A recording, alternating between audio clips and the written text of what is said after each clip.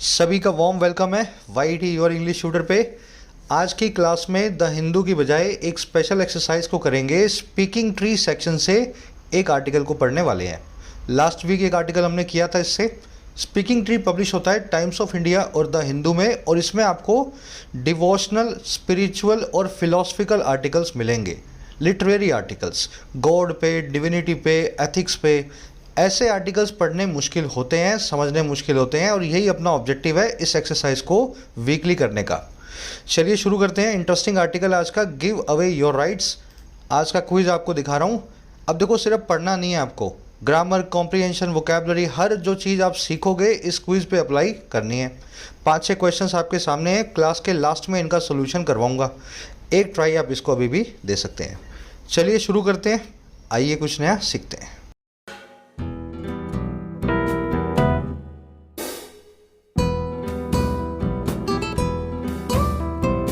कह रहा है गिव अवे योर राइट्स। देखिए, गिव अवे का मतलब होता है किसी को दे देना। गिव मतलब देना, अवे मतलब अपने से दूर। तो किसी को दे के अपने से दूर कर देना। और किसको? आपके राइट्स को, आपके हकों, आपके अधिकारों को। समझ में आ रहा है? कह रहा है अपने अधिकारों को, अपने प्यारे लोगों को जिनको आप प्यार करते हो उनको दे दो, गिव अवे कर दो। अब देखो, इसके टाइटल पैराग्राफ को देखेंगे, ये कहना क्या चाह रहा है इन रियल। कह रहा है knowing no one can take away your rights and giving away is freedom. कह रहा है नो करना इस चीज़ को।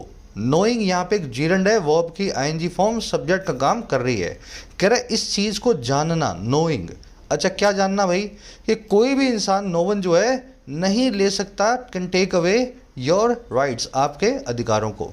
अच्छा, और एंड दे देना सामने से, गिव अवे कर देना इन अधिकारों को, इन हकों को, इज फ्रीडम, यही सच्ची आज़ादी है। समझ में आया सेंटेंस? इस चीज़ को जानना कि कोई भी आदमी आपसे आपके अधिकारों को नहीं छीन सकता, और अपने अधिकारों को सामने से उन लोगों को दे देना जिनको आप प्यार करते हैं, यही सच्ची आज़ादी है, यही वास्तव में फ्रीडम है। अब देखेंगे सेंटेंस की स्ट्रक्चर को। नोइंग यहाँ पे जीरंड है, वर्ब की आईएनजी फॉर्म सब्जेक्ट है, एंड कंजंक्शन के बाद एक और जीरंड है हमारे पास, giving away. Knowing and giving away is freedom, दोनों की वर्ब है इज। अब नेचुरल सा क्वेश्चन आपके दिमाग में आना चाहिए, सर दो जीरंड अगर एंड से जुड़ जाएं तो क्या तब भी वो सिंगुलर वर्ब ही लेंगे? तो इस सवाल का जवाब आपको भी दूंगा मैं, पहले खुद से सोचो। कॉन्सेप्ट है यहाँ पे, नो वन की वर्ब है can take away. No one का मतलब है कोई भी नहीं। इंसानों के लिए नो वन यूज़ करें, और नॉन ह्यूमन चीज़ों के लिए नन यूज़ करें, NONE। ठीक है, इंसानों के लिए नो वन और नॉन ह्यूमंस के लिए नन। अब आ जाओ इस कॉन्सेप्ट पे। नोइंग और गिविंग अवे की वर्ब सिंगुलर कैसे हो सकती है? इस की जगह पे आर क्यों नहीं लिखा हुआ? ध्यान से समझना है इसको। देखो, वर्ब की आईएनजी फॉर्म जब भी सब्जेक्ट बनेगी वो क्या करेगी? वो लेगी सिंगुलर वर्ब। जैसे swimming is a good exercise, swimming एक अच्छी एक्सरसाइज है। यहाँ पे आर तो नहीं लिखा, आर तो नहीं लिखा। स्विमिंग एक सिंगुलर नाउन है, एक जीरंड है, हमेशा सिंगुलर वर्ब लेता है। वैसा running is a good exercise, run करना एक अच्छी एक्सरसाइज है। अगेन रनिंग एक जीरंड है, सिंगुलर वर्ब लेगा। लेकिन अगर मैं ऐसा बोलूँ ना, स्विमिंग एंड रनिंग इज़ या आर गुड एक्सरसाइज या एक्सरसाइजेज, इस केस में मुझे इन दोनों के लिए सिंगुलर नहीं प्लूरल वर्ब लगानी होगी। तो यहाँ पे रनिंग आ गया, यहाँ पे स्विमिंग आ गया, दोनों एंड से जुड़ गए, और यहाँ पे लग गई वर्ब आर। अगर इस फॉर्मूला से चला जाए तो यहाँ पे नोइंग आ गया, यहाँ पे एंड आ गया, यहाँ पे गिविंग अवे आ गया, दोनों की वर्ब होनी चाहिए आर। अब आगे बढ़ते हैं, आर क्यों नहीं आई ये समझेंगे। Drinking alcohol is dangerous, alcohol पीना डेंजरस हो सकता है। तो यहाँ पे ड्रिंकिंग की वर्ब है singular. Driving in the night is dangerous, रात में ड्राइव करना भी डेंजरस हो सकता है। इन दोनों की वर्ब है, इसकी ड्राइविंग की वर्ब है सिंगुलर। अब देखो, मैं ड्रिंकिंग और ड्राइविंग को मिक्स कर रहा हूँ। ड्रिंकिंग एंड ड्राइविंग इज या are dangerous for everyone on the road. शराब पीना और गाड़ी चलाना डेंजरस हो सकता है सभी के लिए जो भी रोड पे हैं, जो भी लोग जो है रोड पे सफ़र करते हैं। अब टेक्निकली यहाँ आर आना चाहिए, आर आना चाहिए। ऊपर आपने आर लगाया ना, तो यहाँ भी आर आना चाहिए, लेकिन ध्यान देना यहाँ पे आएगा इज। अब ऐसा क्यों? क्योंकि ड्रिंकिंग एंड ड्राइविंग वो जीरंड्स हैं जो एक सिंगुलर आइडिया को बताते हैं। ड्रिंकिंग एंड ड्राइविंग का मतलब पता क्या है? शराब पी के गाड़ी चलाना। समझ में आ रही है बात? दोनों चीज़ें मिक्स होकर के एक सिंगुलर एक्टिविटी की तरफ इशारा कर रही हैं। जब भी जीरेंड्स सिंगुलर एक्टिविटी बन जाते हैं आपको उनको सिंगुलर वर्ब देनी होती है। तो यहाँ पे स्विमिंग और रनिंग की आर थी, एक्सरसाइजेज आप लिखने वाले थे, लेकिन इस केस में ड्रिंकिंग ड्राइविंग की वर्ब है इज और आप इसके आगे सिंगुलर वर्ब देने वाले हैं। अब सवाल में दिमाग में सवाल ये आना चाहिए, सर ये कितने सारे हैं जो हमें याद करने पड़ेंगे जो सिंगुलर आइडिया को बताने वाले जेरेंट्स हैं। तो मैंने आपके सामने सारे के सारे लिख दिए हैं जो मोटे मोटे हैं। ये ऊपर तो आप देख रहे हो नाउन्स सिंगुलर आइडिया वाले, जैसे bread and butter, science and technology, garden carriage, time and tide, part and parcel, ये ऑलरेडी कर चुके हैं ना। और जेरेंट्स कौन से हैं? बाइंग एंड सेलिंग, खरीद फरोख्त, hunting and fishing, drinking and driving. तो याद रखना ऐसे जेरेंट्स जब भी एंड से जुड़ जाएं सिंगुलर वर्ब को लेते हैं। चलो थोड़ा लंबा हो गया कॉन्सेप्ट, मेरे ख्याल से अच्छे से आपको समझ में आ गया होगा यहाँ पे इज क्यों लगाया गया। इन दोनों को सिंगुलर आइडिया इसने मान के इसको लगाया है। चलिए अब एक काम करेंगे, इस आर्टिकल की सारी वोकैबुलरी पे नज़र डालते हैं ताकि अपने इसको स्मूथली पढ़ते जाएं।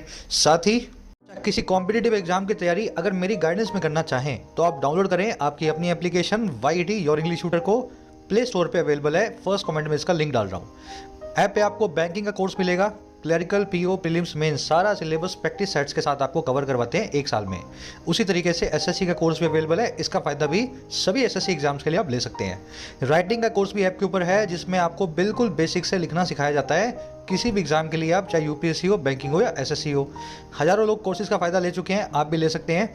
कोर्सेज को जानबूझ करके कम कीमत पर रखा गया है, नो प्रॉफिट नो लॉस पे, ताकि हर आदमी इनको अफोर्ड कर सके। ऐप से रिलेटेड कोई क्वेरी हो तो ये नंबर है, इस पर व्हाट्सअप करें, डाउनलोड द ऐप टुडे। चलिए आज की वोकैब शीट है। वर्ड्स हैं आज के मैग्नानिमिटी, इनॉर्मस, नाइव और आइसोलेटेड। 2-3 नए हैं, 2 पुराने हैं। मैग्नानिमिटी क्या होता है भाई? मैग्नो मतलब बड़ा, एनिमिटी मतलब दिमाग या दिल। मैग्नानिमिटी होती है बड़ा दिल या दिमाग रखने वाली क्वालिटी, दरिया दिली बोलते हैं इसको हिंदी में, है ना। आपका दिल दिमाग जो है बड़ा है। Good leaders accept criticism with magnanimity. बड़े लीडर्स जो हैं, अच्छे लीडर्स, वो एक्सेप्ट करते हैं अपनी आलोचना को बड़े दिल और दिमाग से, दरिया दिली के साथ। इसको ओपन हैंडेडनेस भी बोल सकते हो, म्यूनिफिसेंस भी बोल सकते हो, जेनरोसिटी भी बोल सकते हो। म्यूनिफिसेंस एक एडवांस वर्ड है, हो सके तो याद करने की कोशिश करना।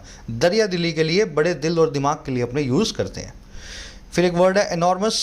एनॉर्मस का मतलब होता है समथिंग लार्ज इन वॉल्यूम और क्वांटिटी। कोई चीज़ संख्या में या मात्रा में बहुत ही बड़ी हो, इतनी बड़ी हो कि आपको हैरान कर दे, तो that is called enormous. Doctors demanded an enormous sum of money for the operation. Doctors ने मांग लिया एक बहुत ही बड़ा सम, बहुत ही बड़ी क्वांटिटी, बहुत ही बड़ी अमाउंट पैसे की ऑपरेशन करने के लिए। मतलब ऐसा पैसा मांगा जिसको सुन करके पेशेंट के घर वालों के, समझ गए ना, इस तरह का पैसा। तो इनॉर्मस मतलब वास्तव में जिसका आप जो है इमेजिन ना कर पाएँ।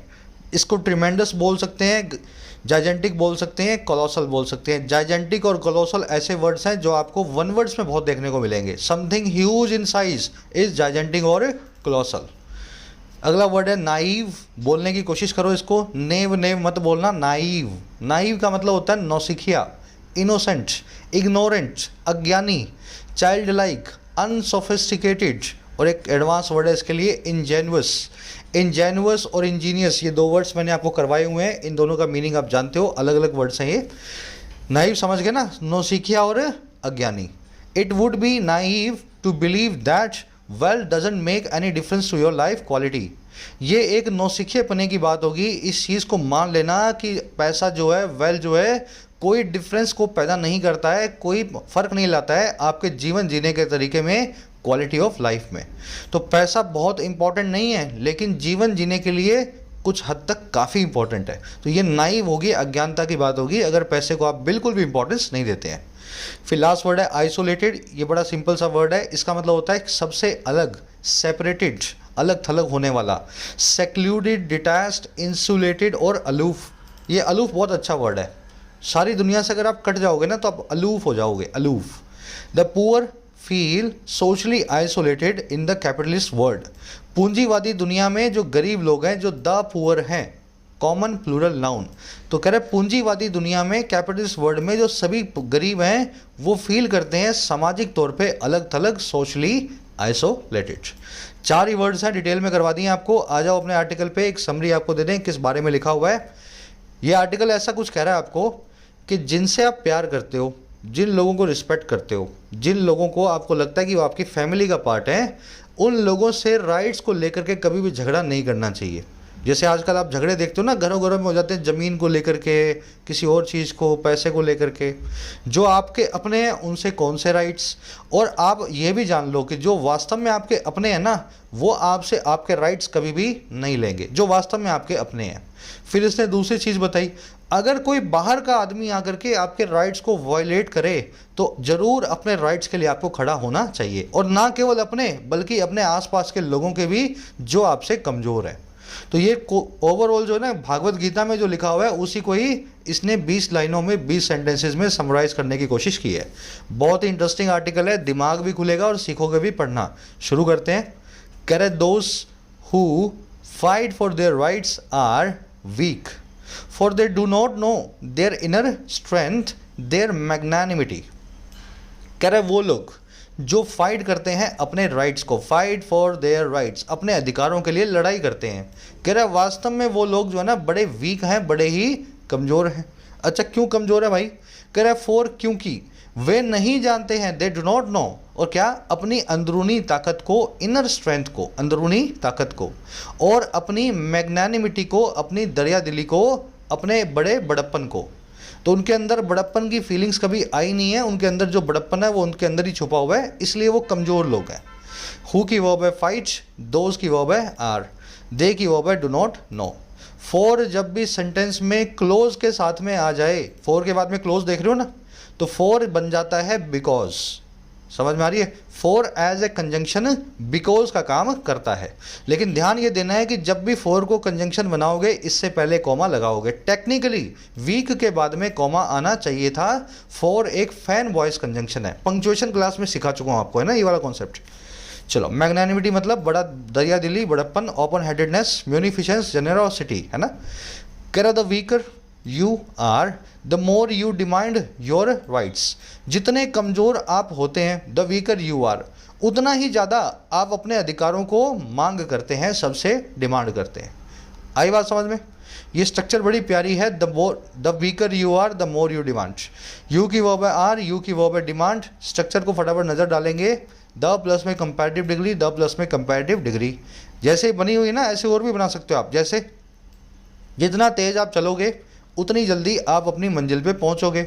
The fast you go the sooner you reach the destination. आ रही है बात समझ में? The fast you go the sooner you reach the destination. जितना तेज चलोगे उतना जल्दी डेस्टिनेशन पे पहुंचोगे। सेंटेंस गलत है ये। कैसे गलत है भाई? जब ये जितना जल्दी उतना जल्दी, जितना तेज उतना तेज, ऐसी जब बातें करते हैं ना, तो द प्लस में कंपैरेटिव डिग्री और द प्लस में कंपैरेटिव डिग्री, ऐसे इसको यूज़ करना है। तो यहाँ पे फास्ट कैसे लिख दिया आपने? आपको लिखना चाहिए द फास्टर। समझ में आ गया? The faster and the sooner, ऐसे बनेगी एक पूरी की पूरी डिग्री। नेक्स्ट देख लो। The brighter the lights in the room, in your room, the easy it becomes to study. जितनी ज़्यादा ब्राइट तुम्हारे रूम में, आपके रूम में, कमरे में लाइट्स होंगी, उतना ही आसान बन जाएगा आपके लिए पढ़ाई करना। The brighter the lights in your room. अब ये द ब्राइटर तो आ गया भाई साहब, ये द ईजी गलत है, यहाँ पे लिखना चाहिए द ईजियर। सिंपल कॉन्सेप्ट है ना। द प्लस में कंपैरेटिव डिग्री, जितना ये होगा उतना ये होगा, जितना पढ़ोगे उतना आगे जाओगे, जितनी मेहनत करोगे उतना आसान चीज़ें होती जाएंगी। अब देखो ये स्ट्रक्चर आपने सीख ली है, इसका सबसे अच्छा तरीका है रिटेन करने का, एक सेंटेंस खुद इस पे आपको बनाना है। जितना ज़्यादा आप पढ़ते हो उतना ही ज़्यादा वाइज यानी कि समझदार आप हो जाते हो। ठीक है, बनाओ सब लोग इसी स्ट्रक्चर को यूज़ करते हुए, जितना ज़्यादा पढ़ते हो उतने ही समझदार हो जाते हो। कमेंट्स में डालना, सही होता है तो मैं ज़रूर हार्ट देता हूँ, और बाकी जिनको हार्ट मिले हुए उनका पढ़ लिया करो कमेंट, आपको पता लग जाएगा। आ जाओ नेक्स्ट पे। कह रहा है asserting your rights makes you isolated and poor. Assert करना, जोर देना, जोर जोर के चिल्ला चिल्ला करके अपने राइट्स को बताना, ये काम आपको मेक करता है और क्या करता है? आपको कमज़ोर बनाता है, आइसोलेटेड बनाता है, अलग थलग बनाता है, और पुअर बनाता है, कमज़ोर बनाता है। पुअर का मतलब होता है गरीब या कमज़ोर, है ना। तो अपने राइट्स को जितना चिल्लाओगे ना उतना ही कमज़ोर और अलग थलग आप दुनिया से दिखाई दोगे। असर्टिंग यहाँ पे वर्ब की आईएनजी फॉर्म, सब्जेक्ट है जिरंट, इसलिए इसकी वर्ब भी सिंगुलर है। असर्टिंग मेक्स, है ना। आइसोलेटेड, सेपरेटेड, सेग्रीगेटेड, है ना, इंसुलेटेड, अलूफ, सारे वर्ड बताए थे आपको मैंने आइसोलेटेड के सिनोनिम में, सेपरेट 2 बार लिख दिया मैंने, या अलूफ लिख देता हूँ, अलूफ। आओ आगे बढ़ते हैं। ये हिंदी में इसलिए लिख रहा हूँ साथ में ताकि हिंदी मीडियम वाले भी थोड़ी फील ले सकें आर्टिकल की अच्छे से। कह रहा people who fight for their rights take pride in it. कह रहा है वो लोग जो फाइट करते हैं अपने राइट्स के लिए, वो टेक प्राइड भी करते हैं इस काम में। टेक प्राइड करना मतलब गर्व करना। तो जो लोग अपने अधिकारों के लिए लड़ते हैं ना, उन लोगों को बड़ा गर्व होता है इस चीज़ में। They take pride in it. People की वर्ब है टेक प्राइड, हु की वर्ब है फाइट। हु आया ऑफ कोर्स पीपल के लिए। कह रहा this is an ignorant pride. ये जो प्राइड अपने आप में इग्नोरेंट है, बड़ा ही नौसिखिया है, अनएजुकेटेड है, नाइव है। नाइव वर्ड देख चुके हो ना। तो ये जो आप गुमान करते हैं जो लोग इस तरह से अपने अधिकारों के लिए लड़के, ये प्राइड अपने आप में बड़ा ही इग्नोरेंट है, अज्ञानी है। कह रहा है you need to recognise no one can take away your rights. बहुत अच्छी सेंटेंस है ये। कह रहा है आपको इस चीज़ को रिकॉग्नाइज करना पड़ेगा, आपके अंदर इतनी स्ट्रेंथ आनी चाहिए कि इस चीज़ को आपको पता लगे कि कोई भी इंसान दुनिया में आपसे आपके अधिकारों को नहीं छीन सकता है। यू की वर्ब है नीड, नो वन की वर्ब है can take away. No one again बता रहा हूँ ह्यूमंस के लिए, और नन लगेगा चीज़ों के लिए, नॉन ह्यूमन ऑब्जेक्ट्स के लिए, है ना। कह रहा दे आर योर्स, आपके राइट्स आपके ही हैं, दे आर योर्स। दे आया ऑफ कोर्स राइट्स के लिए। अब एक कॉन्सेप्ट और करना है यहाँ पे। ये योर्स लिखा हुआ है, ये योर्स क्या होता है? यहाँ पे योर लिख देते मान लो, तब क्या हो जाता? दे आर योर, ऐसा लिख देते तब। योर की जगह योर्स क्यों लगाना पड़ा, इस कॉन्सेप्ट को हमें समझना है। तो इस कॉन्सेप्ट को समझने का सिंपल सा तरीका है, आप बेसिक ग्रामर की सीरीज़ देख लो, यूट्यूब पे रखी है, नहीं तो यहाँ पे आपको एक बार मैं रिवाइज करवा देता हूँ। जितने भी पर्सनल प्रोनाउंस है ना, आई, वी, यू, ही, शी, दे और इट, इनकी पजेसिव फॉर्म होती है माई, वी की और, यू की योर, ही की हिज, शी की हर, दे की देयर, इट की इट्स। लेकिन इनकी एक पजेसिव प्रोनाउन फॉर्म भी होती है जो कि होती है माई की माइन, वी की आवर्स, यू की योर्स, ही की हिज रहेगी, हर की हर्स, दे की देयर्स। याद करने का इसमें कुछ है नहीं। आप इसमें क्या कर रहे हो, आगे एस लगाए जा रहे हो। अर के आगे एस लगाया तो अवर्स बना दिया, यू के आगे लगाया तो योर्स बना दिया, हर के आगे हर्स बना दिया, देर के आगे देयर्स बना दिया। माइन आपको याद करना पड़ेगा, माई का माइन, और हिज में तो एस लगा हुआ है तो दूसरी बार एस लगाने की ज़रूरत नहीं है। तो इस तरीके से पजेसिव प्रोनाउन फॉर्म बनेगी। अब आपका सवाल ये होना चाहिए सर ये पजेसिव एडजेक्टिव पजेसिव प्रोनाउन कब लगाने हैं, कैसे पता लगेगा हमें? देखो एडजेक्टिव आएगा नाउन के साथ में और प्रोनाउन आएगा बिना किसी नाउन के, बस। अगर आपको पजेशन कहीं पे चाहिए हो, मेरी किताब, मेरी गाड़ी, मेरा घर, मेरा करियर, तो आप अगर घर, गाड़ी, दुकान, मकान, बंगला लगा रहे हो साथ में नाउन को, तब लगाओगे माई। और अगर इनको मेरी मेरी मेरी बोल रहे हो, नाम इन चीज़ों का नहीं ले रहे हो, तब लगाओगे माइन। अब मैं आपको यूज़ करके दिखा देता हूँ। दिस कार इज़ देयर, ये कार उनकी है। देयर क्या है यहाँ पे? देयर है पजेसिव एडजेक्टिव। पजेसिव एडजेक्टिव क्या किसी नाउन के बिना आएगा? नहीं आएगा सर, नाउन तो यहाँ पे कोई है ही नहीं, तो इसको पजेसिव प्रोनाउन में चेंज कर दो, या लिख दो दिस कार इज देयर्स। इससे सिंपलर एक्सप्लेनेशन आपको नहीं मिलेगी पजेसिव एडजेक्टिव और पजेसिव प्रोनाउन की। जब कोई नाउन साथ में है ही नहीं तो एडजेक्टिव कैसे यूज़ कर लोगे? दिस कार इज देयर्स लगाना पड़ेगा, एस को प्रोनाउन फॉर्म में लगा के इसको जोड़ के प्रोनाउन बनाना पड़ेगा। और इसको देखो, दिस इज देयर्स कार, ये उनकी कार है। अब देखो कार नाम का नाउन आ चुका है, तो यहाँ पे देयर्स नाम का पजेसिव प्रोनाउन नहीं आएगा। अब आपको एडजेक्टिव की ज़रूरत है, आप इस एस को यहाँ से निकाल दें। This is their car. She is a friend of me, वो मेरी फ्रेंड है। किसकी फ्रेंड है? मेरी फ्रेंड है।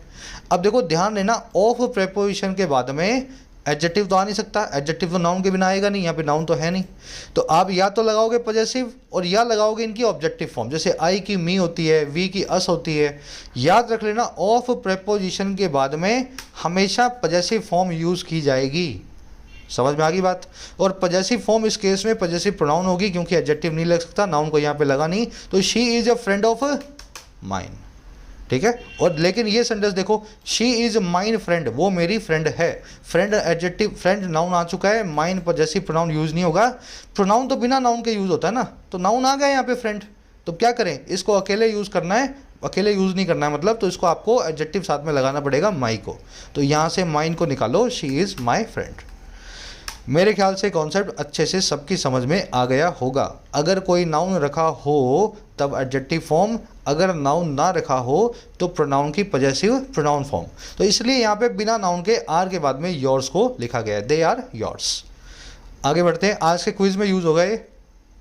कह रहा the courageous will give away their rights.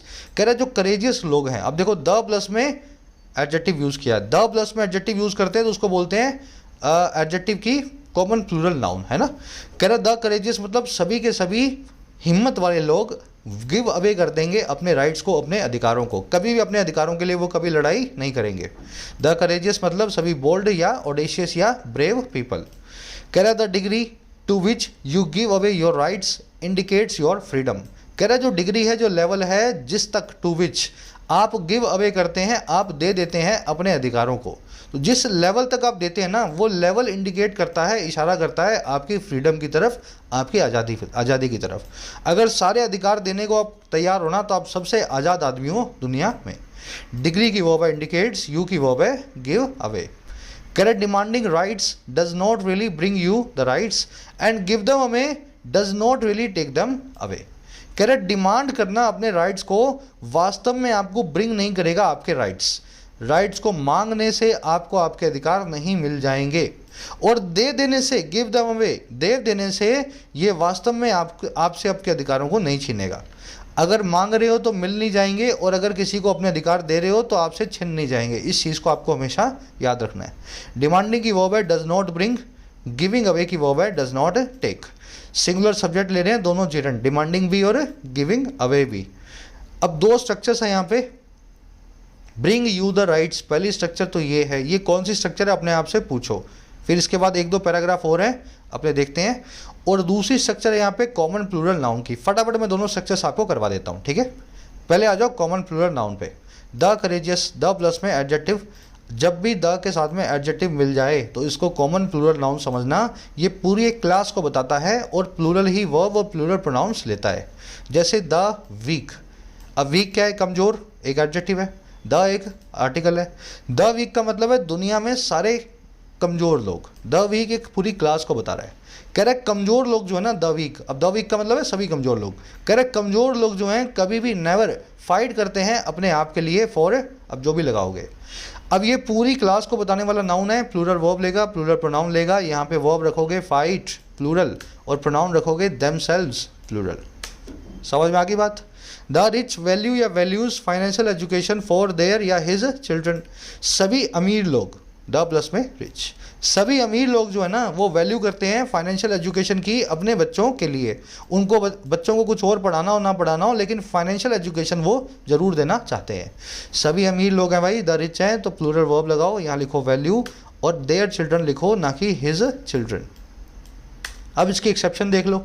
The rich man value या values financial education for his या देयर चिल्ड्रन। अब यहाँ पे मैन लग गया है, द रिच नहीं है ये, द रिच मैन है। ध्यान दे लेना, कॉमन प्लूरल नाउन तब बनेगा जब कोई नाउन ना रखा हो। द वीक के बाद में कोई नाउन नहीं है, द रिच के बाद में कोई नाउन नहीं है, लेकिन द रिच के बाद में यहाँ मैन आ रहा है।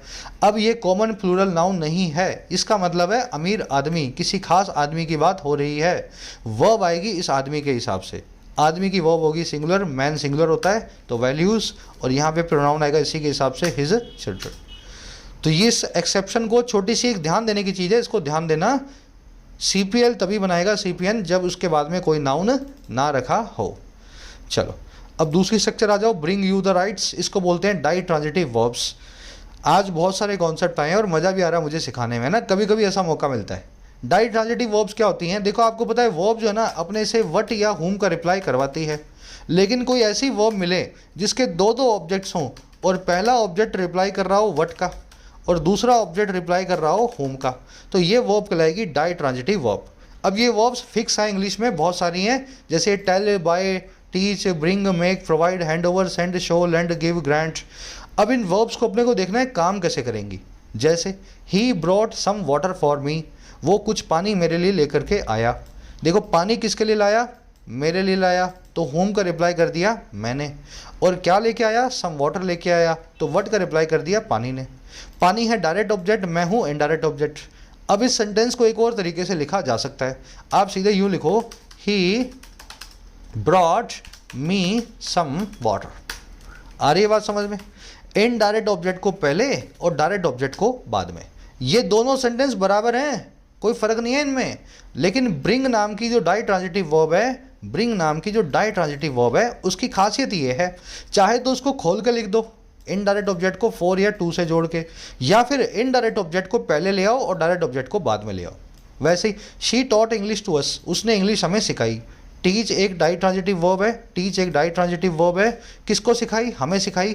हम हो गए इनडायरेक्ट ऑब्जेक्ट हुम का रिप्लाई कर रहे हैं, और क्या सिखाई? इंग्लिश सिखाई। इंग्लिश हो गया डायरेक्ट ऑब्जेक्ट व्हाट का रिप्लाई कर रहे हैं। तो सारे क्राइटेरिया फुलफिल हो गए।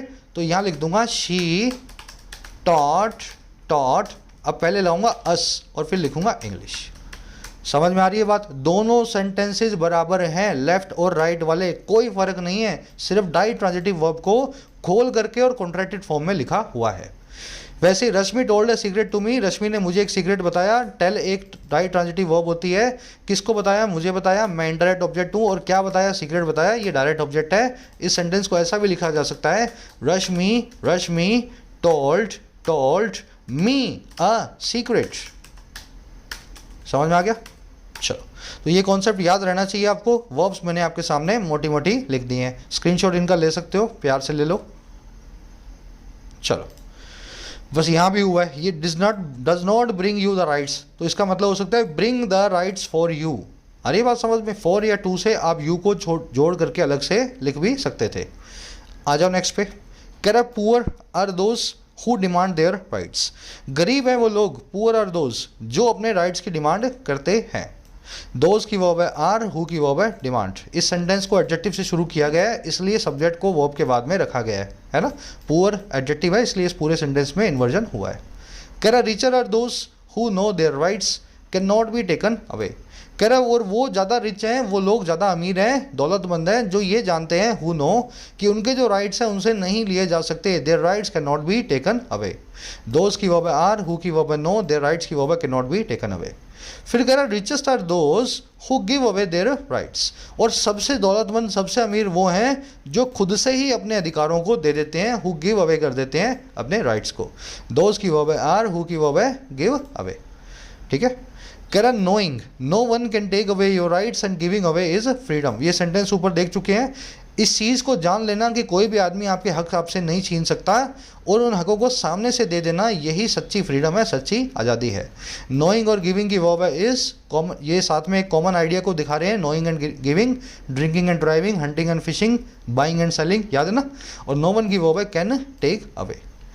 कह रहा when your rights are violated you should not keep quiet, you should fight. अब ये बिल्कुल भगवत गीता वाली फॉर्म में आ रहा है। कह रहा है ये तो सिर्फ अपनों की बात कर रहे थे हम, जिनसे आप प्यार करते हो, उनको अपने अधिकार आपने दे दिए, तो ये सच्ची फ्रीडम है। लेकिन जब बाहर वाले आकर के आपसे अधिकार आपसे छीनने लगे, कह रहा when your rights are violated, जब आपके अधिकारों को वायलेट किया जाता है, आपको कीप क्वाइट नहीं करना चाहिए, आपको चुपचाप नहीं रहना चाहिए। कीप क्वाइट करना मतलब चुप्पी मार लेना। और क्या करना चाहिए? यू शुड फाइट, आपको तो सामने से फाइट करना चाहिए। राइट्स की वर्ब है आर वायलेटेड, यू की वर्ब है should not keep, keep quiet मतलब चुप रहना, और फिर यू की वर्ब है शुड फाइट। कह रहा when you fight for personal और social justice and ascertain your rights it can bring you enormous strength. कह रहे जब फाइट करते हैं आप पर्सनल या सामाजिक जस्टिस के लिए, आपसे अन्याय हुआ हो या समाज में किसी से अन्याय हुआ हो, जब उसके लिए फाइट करते हैं तो आप असर्टेन करते हैं अपने राइट्स को मजबूती से सबके सामने रखते हैं। और ये चीज़ ब्रिंग यू कर सकती है, आपको ला करके दे सकती है बहुत ही सारी स्ट्रेंथ, बहुत सी सारी जो है मजबूती। समझ में आया? इट की वर्ब है कैन ब्रिंग, यू की वर्ब है fight and ascertain. You fight for rights and you ascertain your rights. अब देखो ब्रिंग यू स्ट्रेंथ, ये वही है ditransitive verb. Bring strength for you भी हो सकता था और ब्रिंग यू द स्ट्रेंथ भी हो सकता है ना। Teach English to me and teach me English, दोनों ही एक ही बात है। इनॉर्मस मतलब बहुत सारा, विशालकाय, मैसिव, जाइजेंटिक, कोलोसल, इमेंस, याद है ना। कह रहा when you are standing up for your rights in a social और political scenario you will not lose your patience and confidence. कह रहा है जब आप स्टैंड अप करते हैं, आप खड़े होते हैं अपने अधिकारों के लिए एक सामाजिक और राजनीतिक सिनेरियो में, तो कह रहा है आप नहीं लूज करते हैं अपने पेशेंस को और अपने कॉन्फिडेंस को। ये आपको नसीहत दी जा रही है। जब ऐसा होता है तो आपको ऐसा नहीं करना है। जब भी अपने अधिकारों के लिए आप फाइट करोगे ना, तो पेशेंस के साथ में करना है और कॉन्फिडेंस के साथ में करना है, ना तो कमज़ोर दिखना है और ना उतावला दिखना है। यू की वर्ब है are standing up. Stand up करना मतलब खड़े होना किसी के लिए, किसी के साथ में। और यू की वर्ब है विल नॉट लूज। नॉट एक ऐसी एडवर्ब है जो हेल्पिंग वर्ब के बाद में आती है। सेंटेंस की पहली हेल्पिंग वर्ब पकड़ो और उसके बाद में नोट को लगा दो। पेशेंस मतलब समझ गए ना, पेशेंस आप जानते ही हो, धैर्य। चलो अब लास्ट में सवाल पूछा इनसे किसी ने, कह रहा है if you give away your rights what is left. अगर सारे अधिकार आप दे देते हो तो पीछे क्या रह जाता है। The answer is love. इसका जवाब है प्यार। तो ये सिर्फ अपनों के लिए है, अधिकार अपने को दिए जाएंगे, बाहर वालों को आपके राइट्स को वायलेट करने के लिए आप जो है आज़ादी नहीं दोगे। तो अगर अपनों को अगर अपने सारे राइट्स आप दे देते हो ना, तो आपके पास और कुछ नहीं रह जाता, आपके पास रह जाता है प्यार यानी कि लव। यू की वर्ब है गिव अवे, वट की वर्ब है इज। ये वट्स जो है कॉन्ट्रैक्टेड फॉर्म है वट इज की, है ना। वट इज को वट्स लिखा हुआ है, आंसर की वर्ब है इज। बहुत ही प्यारा आर्टिकल है। वीक में एक ऐसा आर्टिकल पढ़ने की ज़रूर कोशिश करेंगे, कुछ नया सीखते भी हो और बहुत सारा इंग्लिश का जो आपको नया सिलेबस आपकी जो है नज़र में आ जाता है ना। अब क्वेश्चंस आपके सामने हैं, 5-6 क्वेश्चंस हैं। पहला क्वेश्चन है आरसी का, सबसे अमीर लोग कौन है। तो वो आप देख चुके हो, पुअर, रिच, रिचर, याद है ना। तो देख लो सबसे अमीर लोग कौन है। जो अपने अधिकारों के बारे में जानते हैं कि उनसे नहीं लिए जा सकते, जो मानते हैं कि उनके अधिकारों के लिए उनको लड़ना चाहिए, या वो मानते हैं जो कि खुद से सामने से अपने अधिकारों को दे देते हैं। तो सबसे अमीर लोगों को, द रिचेस्ट को आपको पहचानना है। तो इसका आंसर निकाल लेना। कमेंट सेक्शन में आंसर डाल रहा हूँ, फर्स्ट कमेंट से हिंट के साथ मेरे आंसर से अपने आंसर को मैच करना। सेकंड में आपको एक डाई ट्रांजिटिव वर्ब दी गई है बाय। इस बाय वर्ब को आपको कॉन्ट्रैक्टेड फॉर्म में सेंटेंस बना के लिखना है। डाई ट्रांजिटिव वर्ब सीख चुके हो ना, बाय, टीच, टेल। तो ये बाय वर्ब है। इनडायरेक्ट और डायरेक्ट ऑब्जेक्ट निकालो और इस सेंटेंस को कॉन्ट्रैक्टेड फॉर्म में इस फोर को निकाल के कैसे लिखोगे ये लिख करके बताना है। तो इसके आंसर्स की आपको ज़रूरत नहीं है, मतलब ऑप्शंस की। आंसर मैंने कमेंट्स में डाल दिए, आप अपनी बनाओ, मैं अपनी बनाता हूँ, मेरी वाली से अपनी मैच कर लेना। थर्ड क्वेश्चन में आपको पूछा है द प्लस में कंपैरेटिव डिग्री, द प्लस में कंपैरेटिव डिग्री जब ये स्ट्रक्चर लग जाए तो कैसे लगेगी, तो यहाँ पे लगा के देखो। और फोर्थ में आपसे पूछा है साइंस एंड टेक्नोलॉजी के लिए कैसी वर्ब को यूज़ करोगे। तो वो सिंगुलर आइडिया वाली जो लिस्ट है उसमें साइंस और टेक्नोलॉजी है या नहीं देख लेना, उसी हिसाब से आपको यहाँ पे यूज़ करना है। पाँचवें में आपसे पूछा है द अंडर प्रिविलेज्ड, इसमें कुछ आपको एरर दिख रही है क्या। और साथ में पूछा है आपसे ये देयर्स यहाँ पे ऑन के साथ में सही होगा या नहीं होगा। ठीक है, तो ये दोनों चीज़ें करवा चुके हैं आपको। कॉमन प्लूरल नाउन और पजेसिव एडजेक्टिव, पजेसिव प्रोनाउन कैसे यूज़ होते हैं। अब 6 क्वेश्चंस के आंसर कमेंट में रखे हैं, जाके चेक करो। आउट ऑफ 6 कितने मार्क्स मिले ज़रूर से बताना। क्लास को एक लाइक और एक शेयर ज़रूर से देना। मैं कोशिश कर रहा हूँ ऐसी क्लासेस आपको मिले जो यूट्यूब पे पेड कोर्सेज में भी आपको कहीं ना मिल रही हो। तो मेरी तो पूरी कोशिश ऐसी ही है। अगर आपको लगता है इस कोशिश को वर्थ है तो ज़रूर से इसको लाइक शेयर दे के चैनल को ग्रो करने में हेल्प करें। कोई भी क्वेरी हो कोर्सेज से रिलेटेड, एप्लीकेशन पे सभी कोर्सेज अवेलेबल हैं, ये नंबर्स हैं, इन पे आप व्हाट्सअप करें, मेरी टीम से बात करें। अंटिल देन मुलाकात होगी कल। Signing out.